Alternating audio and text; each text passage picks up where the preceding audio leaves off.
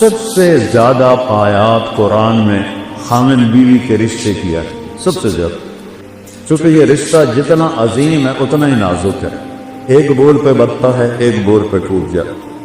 تو اللہ کے نبی نے 11 شادیاں کیوں کی؟ ہمیں زندگی سمجھانے کے لیے۔ اظہار محبت کرو اپنی بیگم سے، بیگم خامن سے اظہار محبت کرے۔ تمہارا علاقہ تو پٹھانوں کے مشابہ ہے نا، بیوی سے کہنا کہ میں تم سے پیار کرتا ہوں، یہ تو موت ہے اس کی۔ اور یہ پٹھان تو بیوی کے ساتھ بیٹھ کے کھانا بھی نہیں کھاتے، ایسے بے وقوف ہیں۔ اور میرے نبی نے کہا یا عائشو، سنو یا عائشو، نک نیم پیار سے وغیرہ زیادہ عائشہ نہیں فرمایا، یا عائشو انہو لحیون عیز موتا مریتک زوجتی فی الجنہ۔ عائشہ، وہ جب سے مجھے پتا چلا ہے اور اللہ نے مجھے بتایا ہے تو جنت میں میری بیوی ہے، مجھے تو مرنے کا شوق لگ گیا۔ اللہ کی قسم، یہ اظہار محبت ہمیں سکھانے، جس نے اللہ کو دیکھا اس کے لیے عورت کیا چیز ہے، ہمیں سکھانے کے لیے۔ میٹھے بول سے ہر ایک کو خرید لو، کڑلے بول سے اپنے بھی پرائے ہو جاتے۔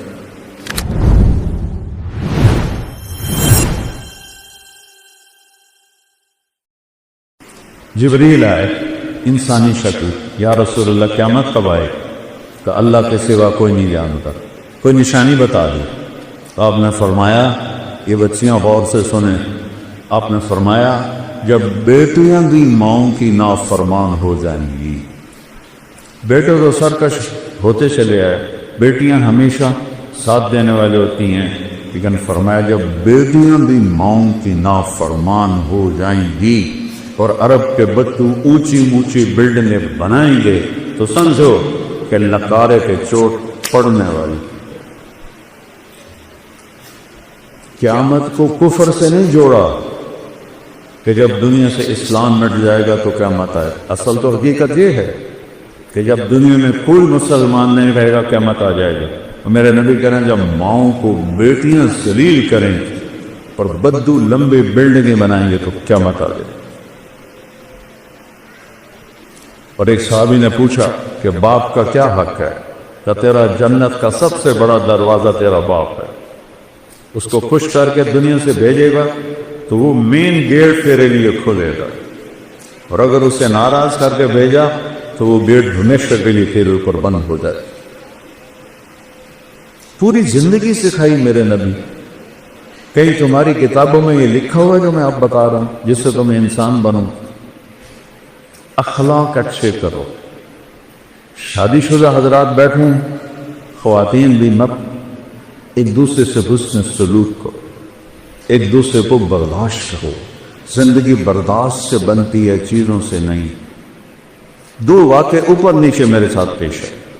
میرے ایک دوست سے ایک خاتون ملائی مجھے، وہ میرا دوست بھی اربوں بتی آدمی ہے، تو وہ مجھ سے کہنے لگا اس کا جو فامل ہے نا، میرے جیسے 200 اس کی جیب میں آ جاتے ہیں، اس کی دولت بتانے لگے۔ واہ، بڑے نصیبوں والی بیگم ہے۔ میرے پاس آ کے بیٹھی، 2 منٹ بعد رونا شروع کر۔ عام طور پہ خواتین آتی ہیں، اپنی کہانی سناتی ہیں، سناتے سناتے پھر اخیر میں جا کے کسی کا آنسو نکلتا ہے، وہ 2 منٹوں بعد ہی ڈھا ڈھا کرنے لگی۔ بی بی خیر ہے مولانا، لوگ سمجھتے ہیں میں بڑی خوش قسمت ہوں، کروڑوں روپے کی گاڑی میں بیٹھتی ہوں اور ایسے زیور پہنتی ہوں، لیکن مجھے لعنت ہے میری ان سب پر۔ میرے خامند کا رویہ یہ اچھا نہیں تو میں اس کو کیا کہوں؟ میرے عزیزو، تمہاری شادیاں ہوں گی، ہم کو بتا چکے ہیں، اچھے رویوں سے جس کا چاہے دل خریدو، اور ٹونٹنگ اور تانا چیر کے رکھ دیتا ہے دلوں۔ اس لیے میرے نبی نے فرمایا، معاذ تمہیں پوری شریعت کا خلاصہ بتاؤں؟ پوری شریعت کتنی لمبی چوڑی؟ جی کیا ہے؟ کہ آپ نے ایسے کیا، بے گزارے ایسے نہیں کیا، ایسے کیے۔ اس زبان کو کاڑ لے، یعنی اس پہ قابو پا، اسی کو بے عزت نہ کرنا، غیبت نہ کرنا، جھوٹ نہ بولنا، گالی نہ دینا۔ ماں بہن کی گالی دینے سے عرش ہل جاتا ہے، عرش۔ ماں کا کیا قصور، بیوی بہن کا کیا قصور؟ یہ اتنا بڑا گناہ میٹھے بول سے ہر ایک کو خرید لو، کڑوے بول سے اپنے بھی پرائے ہو جاتے۔ تو بیوی خامن کے ساتھ، خامن بیوی کے ساتھ سب سے زیادہ آیات قرآن میں خامن بیوی کے رشتے کیا ہے، سب سے زیادہ، چونکہ یہ رشتہ جتنا عظیم ہے اتنا ہی نازک ہے، ایک بول پہ بتتا ہے، ایک بول پہ ٹوٹ جاتا۔ تو اللہ کے نبی نے 11 شادیاں کیوں کی؟ ہمیں زندگی سمجھانے کے لیے۔ اظہار محبت کرو اپنی بیگم سے، بیگم خامن سے اظہار محبت کرے۔ تمہارا راکا تو پٹھانوں کے مشابہ ہے نا، بیوی سے کہنا کہ میں تم سے پیار کرتا ہوں، یہ تو موت ہے اس کی۔ اور یہ پٹھان تو بیوی کے ساتھ بیٹھ کے کھانا بھی نہیں کھاتا، ایسے بے وقوف ہیں۔ اور میرے نبی نے کہا یا عائشو، سنو یا عائشو، نک نیم پیار سے پکارا جاتا، عائشہ نہیں فرمایا، یا عائشو انہو لو حیون عیز موتا مریتو کی زوجتی فی الجنہ۔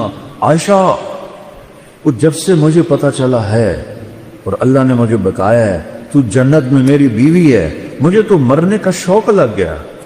اللہ کی قسم، یہ اظہار محبت ہمیں سکھانے، جس نے اللہ کو دیکھا اس کے لیے عورت کیا تھی؟ ہمیں سکھانے کے لیے۔ اور یہی ماحول عربوں کا تھا کہ بیوی سے اظہار محبت عیب تھا، اور معشوق سے شاعری بھری پڑی۔ مجھے اتنے شعر یاد ہیں، ابھی سنانا شروع کروں تو ہزارہ سب عاشق بن جاؤ گے، لہذا میں چپ ہی رہتا ہوں۔ تو معشوق کے لیے، جس کو آج گرل فرینڈ کہتے ہیں، شاعری بھری پڑی ہے، اور بیوی کے لیے کہنا کہ مجھے اس سے پیار ہے، یہ گالی تھی اس کے۔ اس ماحول سمجھے کہ اس ماحول میں بھری مسجد میں ایک صحابی کہتا یا رسول اللہ من احب الناس الی، آپ وہ سب سے زیادہ کس سے محبت؟ اپنے ماحول سمجھ لیا بچوں؟ اس ماحول میں وہ کہتا ہے آپ کو سب سے زیادہ کس سے محبت ہے؟ آپ نے اس کے کان میں نہیں کہا، آپ نے زور سے کہا عائشہ سے، عائشہ سے۔ وہ سارے ہل گئے، وہ سوال کرنے والا سب سے زیادہ کنفیوز ہو گیا کہ نہیں یا رسول اللہ، میرا مطلب تھا کہ مردوں میں کس سے زیادہ پیار۔ اب آپ نے کہنا تھا ابو بکر سے، تو آپ نے ابو بکر نہیں فرمایا، آپ نے کہا عائشہ کے عباس۔ تو آپ کو پتہ چل گیا کہ ڈوز اس کو لگی نہیں ہے، زیادہ دوسری ڈوز دی عائشہ کے عباس سے۔ تو گھر میں محبت کا ماحول ہوگا تو تمہاری اولاد ایک مضبوط بیس پہ چلے۔ ملتان سے ایک بچہ مجھے ملنے آتا رہتا ہے، اب تو وہ ڈاکٹر بھی بن گئے ماشاءاللہ۔ تو جب اس نے ایف ایس سی میں ٹاپ کیا تھا ہمارے ملتان میں، نصر میڈیکل کالج میں جاتا تھا، کہنے لگا کہ میں 3 دفعہ خودکشی کی کوشش کر چکا ہوں، 3 دفعہ۔ تو اتنا قابل، تو نے پورے پنجاب میں ٹاپ کیا، تو یہ کس لیے؟ کہ جی میرے اماں ابا اتنا لڑتے ہیں کہ میں نے بدل ہو کر 3 دفعہ زہر کھایا، اور اللہ نے میری زندگی۔ میاں بیوی لڑتے ہیں اور ایک اتنا قابل بچہ خودکشی کرنے میں تیار ہو جاتا۔ میرے نبی حضرت عائشہ کو لقمے بنا کے کھلاتے تھے، آٹا گوندھ کے دیتے تھے، گھر میں جھاڑو دیتے تھے، 9 بیویاں کپڑے خود دھوتے تھے۔ ادھر دو ٹھنڈی چائے دے دو تو میاں صاحب کا موڈ خراب ہو جاتا، بے عقل ہے، دیکھتے نہیں ہو ٹھنڈی چائے دے دی، ایک بٹن ہی نہ لگاؤ، اسی پہ اس بیچاری کی بے عزتی ہو جاتی۔ اور میرے نبی 9 بیویوں کے ہوتے ہوئے اپنے کپڑے خود دھوتے تھے۔ اور سن رہے ہو، میں کوئی فارسی نہیں بول رہا، اپنے کپڑے خود دھوتے تھے، گھر میں جھاڑو دیتے تھے۔ حضرت عائشہ معصوم عمر کے تھی، ان کو سامنے لقمے کھلاتے تھی۔ یہ چیز محبت کو بڑھاتی ہے۔ ایک نوجوان میرے پاس ہے، مولانا میاں بیوی کی ہماری بڑی لڑائی ہوتی ہے، کوئی مجھے وظیفہ بتا۔ میں نے کہا ایک بات یاد رکھ لو، بیوی پہ کوئی وظیفہ اثر نہیں کر، نہ کوئی تعویذ نہ کوئی وظیفہ۔ کہنا تو پھر کیا کروں؟ میں نے کہا جب کھانے پہ بیٹھو 2-3 لقمے اپنے ہاتھ سے کھلا لیے، کہ اس سے کیا ہو؟ کہ جو ہوگا کہ دیکھ لیں۔ اب اس کو میں نے یہ نہیں بتایا کہ یہ میرا نبی کی سنت ہے، میں نے کہا دیکھ لینا جو ہوگا. کوئی 2 ہفتے بعد اس کا فون آیا، ویسے ہی حال و کچھ نہیں، دوستی تھی. تو میں نے کہا وہ میری بات پہ عمل کیا تھا؟ کہنے لگا نہیں. ہیں کیوں؟ کہ شربات. میں نے کہا عورت تو بیچاری کمزور ہے، اس سے لڑتے ہوئے شرم نہیں آتی تمہیں؟ کمزور سے کیا لڑ؟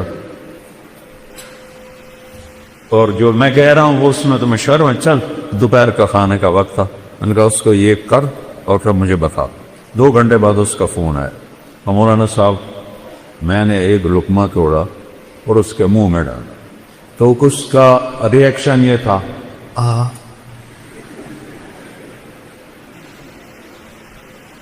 کہنے لگی یہ تو نہیں کر سکتا، کس نے یہ سبق تمہیں پڑھایا؟ اس نے کہا مجھے مولانا طارق جبیل نے پڑھایا. اس نے ایسے جھولی اٹھائی اور دعائیں شروع کر دی میرے لیے، میری نسلوں کے لیے، کہ جس نے تمہیں انسانیت سکھائی.